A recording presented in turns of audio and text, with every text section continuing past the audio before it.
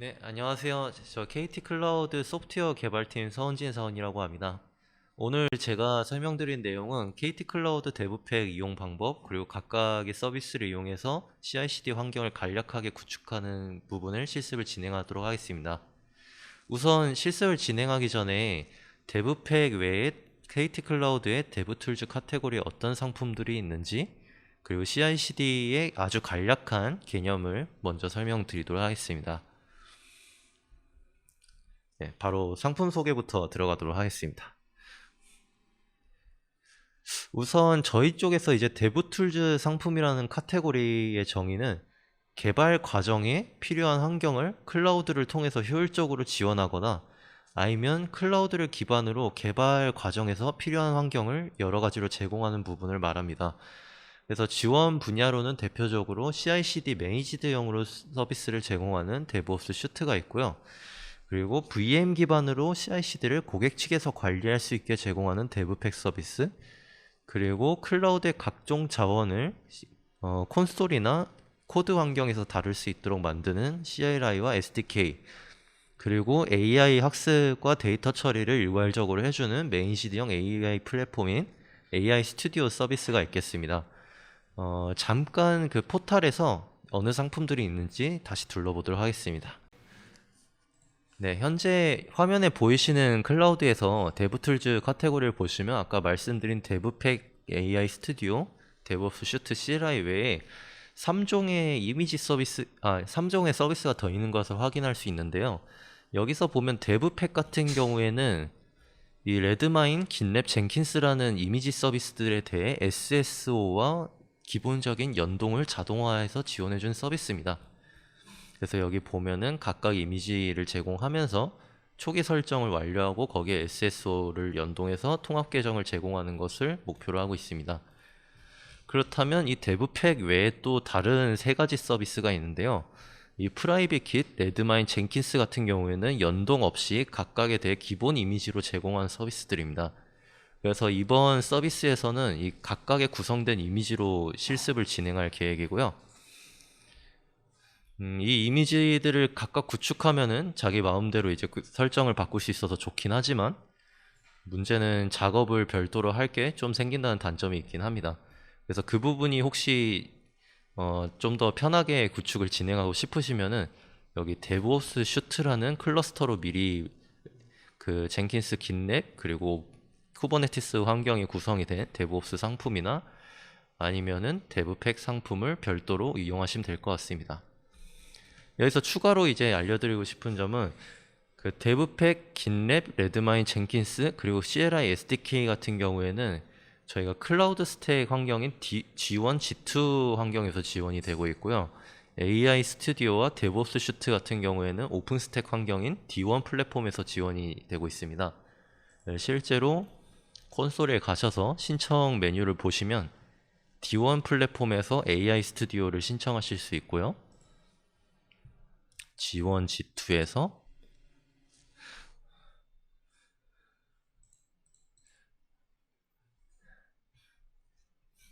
AI 스튜디오는 신청을 못하지만 데브옵스 슈트랑 다른 서비스들은 신청이 가능한 것을 확인할 수 있습니다.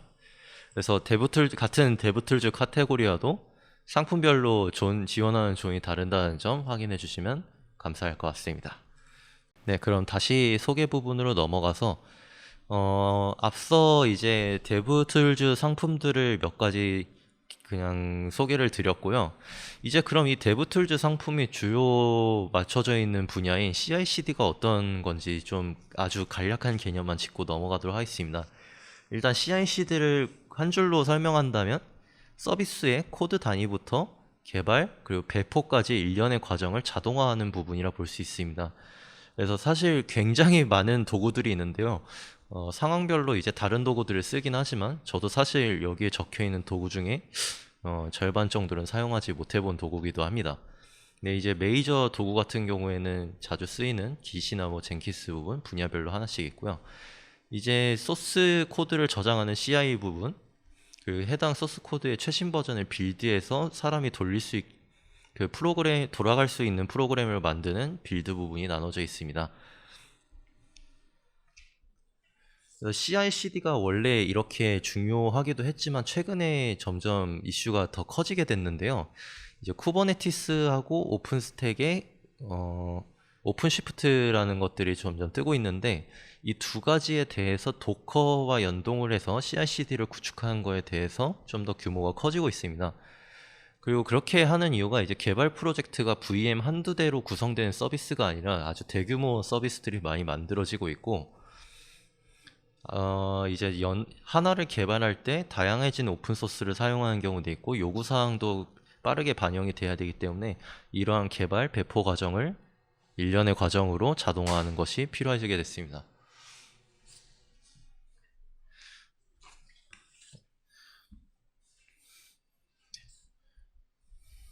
그래서 먼저 CI가 뭔가라고 한다면 최근에는 CI 쪽에서도 많은 기능을 제공해지기 때문에 점점 기능이 범위가 늘어나고는 있지만 기본적으로 소스 코드의 지속적 통합과 관리를 얘기합니다.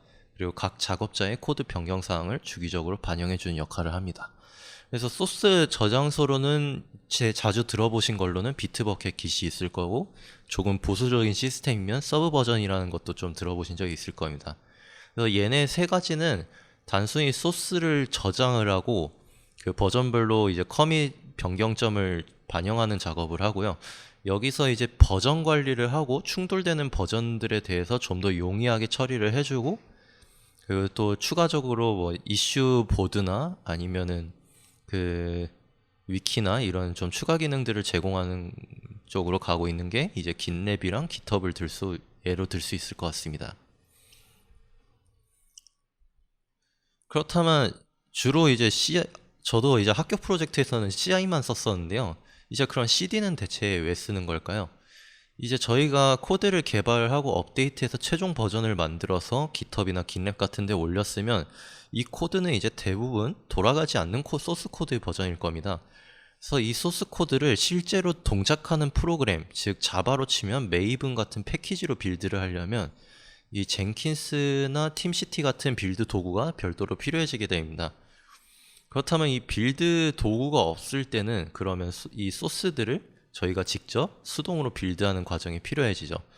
그렇게 되면은 저희가 코드를 자주 업데이트하게 될 텐데 앞으로 개발 규모가 커지면서 그러면 일일이 그 버전별로 그리고 각 개발자 개개인이 만든 브랜치별로 이 부분을 수동으로 빌드한다는 건 상당한 시간 낭비를 가져오게 됩니다. 그래서 이 깃허브, 깃랩 쪽에 최종 소스들을 빌드해서 자동으로 실행 파일로 만들고 그 실행 파일을 만들기 위한 빌드 스크립트를 이벤트별로 시행해 주는 것이 이 젠킨스, 팀시티 등의 CD 도구의 역할이라 볼 수 있습니다. 그럼 이 프레임워크들이 빌드 스크립트를 통해서 빌드 파일을 만들면 이 버전으로 쿠버네티스나 아니면 다른 일반적인 VM 환경으로 배포를 할 수 있게 됩니다. 그렇다면 이제 CI/CD 외에 다른 도구들이 있는가라는 생각을 할 수 있는데요. 사실 이 프로젝트 관리 도구가 이제 뜬 지는 꽤 됐긴 하지만 이제 대규모 프로젝트에서 주요 보이게 됩니다. 보통 이제 기세 이슈를 올리고 그 부분을 공유하는 부분으로도 진행을 할 수 있지만 이제 커밋별로 티켓팅이라는 개념이 생기게 됐어요. 그래서 만약에 어떤 일이 생겼고 그 일에 대해서 어떤 코드 개발이 필요하고 언제까지 해야 되는지, 즉 프로젝트 관리에 대해서 도구들이 나오기 시작을 했었습니다. 그래서 주로 이제 상용에서 사용되는 대표 도구들을 예로 들자면 지라와 레드마인이 있겠습니다. 그래서 잠깐 그 지라랑 레드마인에 대해서 간단하게 비교를 해보도록 하겠습니다. 그 화면에 보이시는 게 지라 소프트웨어의 콘솔 화면이고요. 여기서 이제 프로젝트를 만들고 여기 일감별로 스프린트를 지정할 수 있게 됩니다. 그럼 현재는 지금 스프린트로 활성화된 게 없지만 백로그에 이렇게 앞으로 할 일들을 적어 놓고 이 할 일들을 모아서 스프린트를 만들고 그 스프린트의 기한을 부여를 해서 각 개발 범위별로 프로젝트 관리를 진행할 수 있게 됩니다. 그래서 그럼 지금 이슈들을 보면은 각 스프린트를 구성하는 어떤 일들이 있는지를 정의할 수 있고요. 이 일별로 담당자를 정하고 어떤 일들을 처리할지를 여기에 적어줄 수가 있습니다. 그럼 이제 업무를 하는 개발자 입장에서는 주간 보고나 그 추가적인 보고 없이 이 스프린트 보드를 주기적으로 체크함으로써 그 이 이슈별로 등록되는 것을 어떤 카메라나 아니면 슬랙 같은 데에 알림으로 받음으로써 자기가 할 일이 어떤 거가 바뀌었고 앞으로 어떤 걸 해야 되는지 알림을 받을 수 있게 됩니다. 그래서 이렇게 이슈들을 쪼개가지고 여러 가지로 나눠 놓고 담당자를 정해 놓으면 여기서 이제 끝나는 게 아니라 최근에 이제 요구하는 기능은 이 이슈별로 어떤 코드를 작성을 했고 그 코드를 가지고 리뷰를 할 수 있어야겠죠. 그래서 주요 요즘 이제 이런 지라나 레드마인의 주요 핵심 기능으로는 GitHub과 GitLab 등의 CI와 연동하는 작업이 있겠습니다. 그래서 만약에 이 이슈에 대해서 자기가 어떤 개발을 했다라고 하면은 실제 git 커밋을 할 때 이 이슈 태그를 붙이면은 이런 식으로 어떤 커밋을 이 이슈를 위해 어떤 개발 사항을 변경을 했는지를 올려줄 수가 있습니다. 그래서 여기 예시로 보면 뭐 파일 3개를 변경했다고 나오죠. 밑에는 10개고요. 좀 많이 바꿨네요. 삭제구나. 그래서 이렇게 이슈별로 자기가 어떤 일을 했는지를 코드 단위로 또 올릴 수가 있습니다. 그래서 이 부분을 눌러보면은 삭제하셨나 보네. 지금 제가 로그인을 못 해가지고 안 뜨는데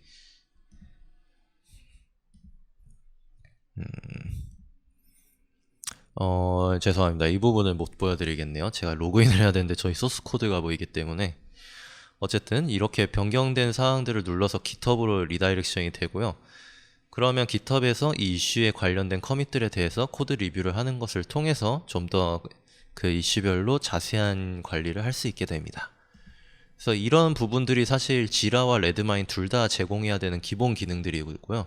사실 지라 같은 경우에 유료 소프트웨어이기 때문에 프로젝트 페이지나 아니면은 매번 이제 개발 끝날 때마다 보고서를 쓰기가 굉장히 귀찮은데 그거에 대해서 보고서 템플릿을 모두 제공을 하고 있습니다.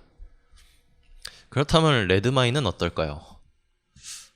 레드마인은 지금 제가 사내 프로젝트를 보여드리긴 그래서 그 밖에 있는 레드마인 기본 UI를 어떻게 쓰고 있는지 이미지를 찾아봤는데요.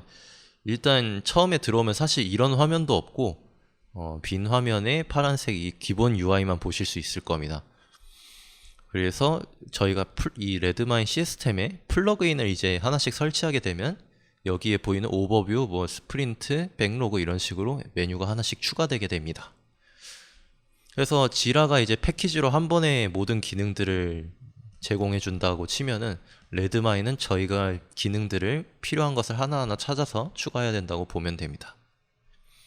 그러면은 이제 지라와 레드마인 중에 선택을 해야 한다고 하면 당연히 기능적으로는 지라를 택할 겁니다. 저라도. 근데 왜 레드마인을 쓰는 사람이 있냐면 당연히도 공짜기 때문입니다. 이 부분에 대해서는 라이센스가 부여되지 않고요. 사실 플러그인 같은 경우도 전부 오픈이 되어 있기 때문에 웬만한 플러그인들, 즉 지라에서 제공하는 웬만한 기능들은 여기 레드마인에 추가를 해서 사용할 수 있습니다. 그리고 그 추가를 해야 되는 게 어떠한 것들이 있는지, 그리고 자기가 어떤 것들이 필요한지 잘 감이 안 잡혀서 걱정이 되신다면 그 부분도 사실 걱정할 필요 없는 게 저희 서비스에 방금 말씀드린 레드마인 이미지 같은 경우에는 저희가 웬만한 플러그인들을 설치를 하고 테스트를 해가지고 이미지를 만들어 놨기 때문에 그냥 바로 사용을 하셔도 될 겁니다. 그 어떤 플러그인들이 설치가 되어 있는지는 이래 상품 개요의 플러그인 항목들을 보시면 될 것 같습니다. 네, 그래서 저희 같은 경우에는 이제 이 지라 같은 경우에 아틀란시아라는 회사에서 열심히 업데이트를 하고 라이센스가 부여되어 있기 때문에 아쉽게도 지라 이미지는 제공을 하고 있지 않고요. 이 레드마인이라는 그 오픈소스에 저희가 개발을 하면서 실제로 니즈가 있었던 플러그인들을 설치해서 이미지로 제공하고 있다고 보시면 될 것 같습니다.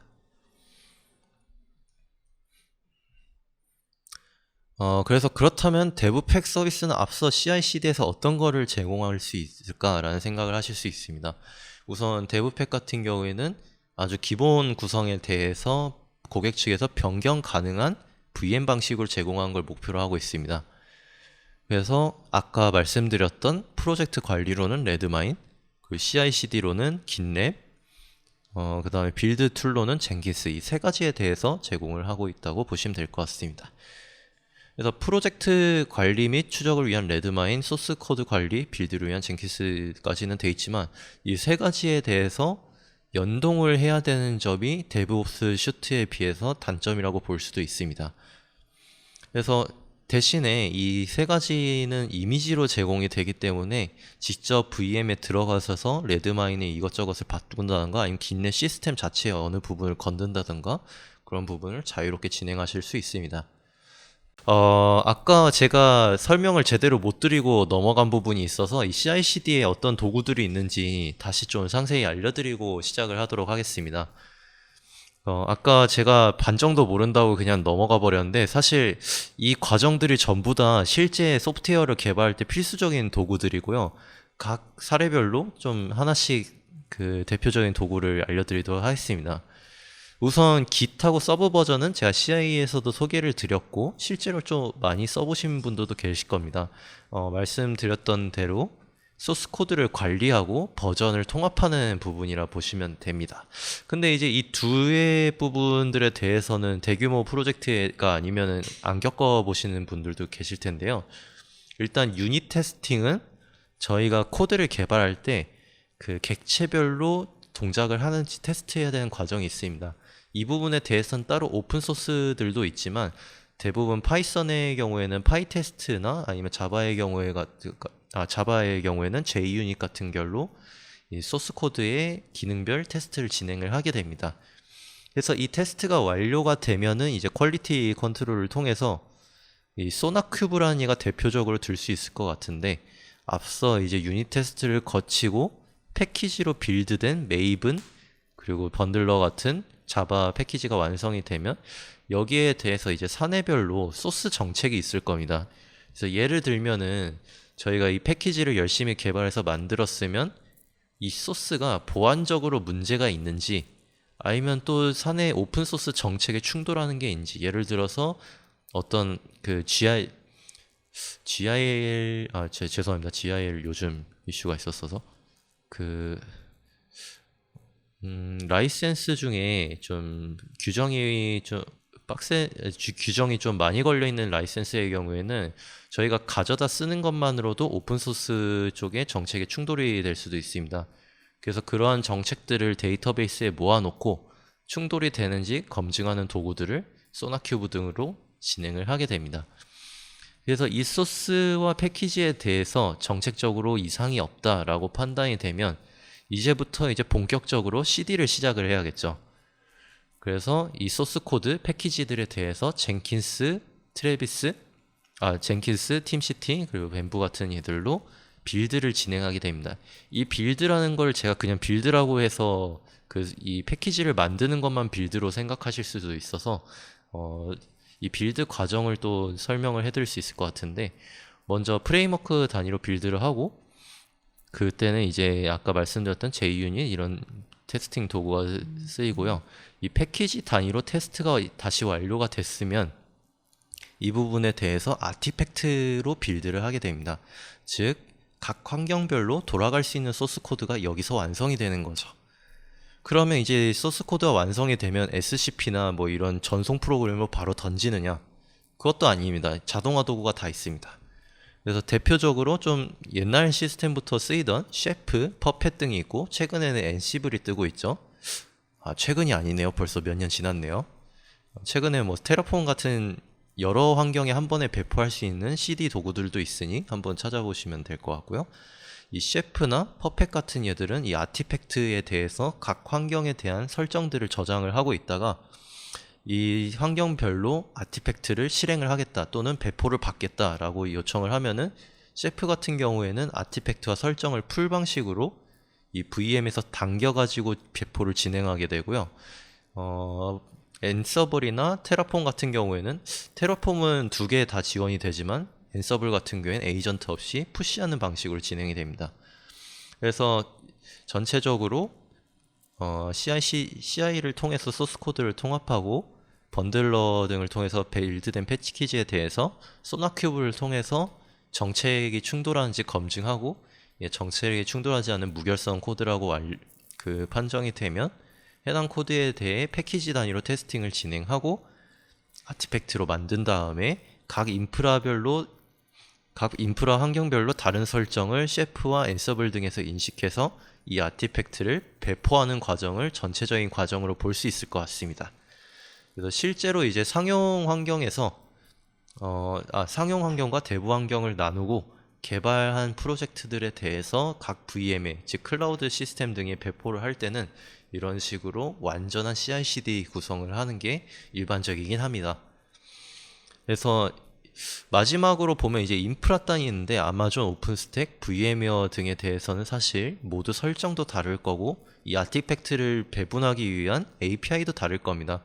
그래서 이 부분에 대해서 통합을 하는 것을 이제 하이브리드 클라우드에서 진행을 하게 되는데 그것을 이제 이 셰프 퍼펫 대신에 뭐 테라폼을 써서 통합을 하거나 여러 가지 방법이 있지만 그 부분은 저희 이제 데브 툴스 쪽에서는 범위를 벗어나기 때문에 우선 이 강의에서는 설명드리지 못하게 됐습니다.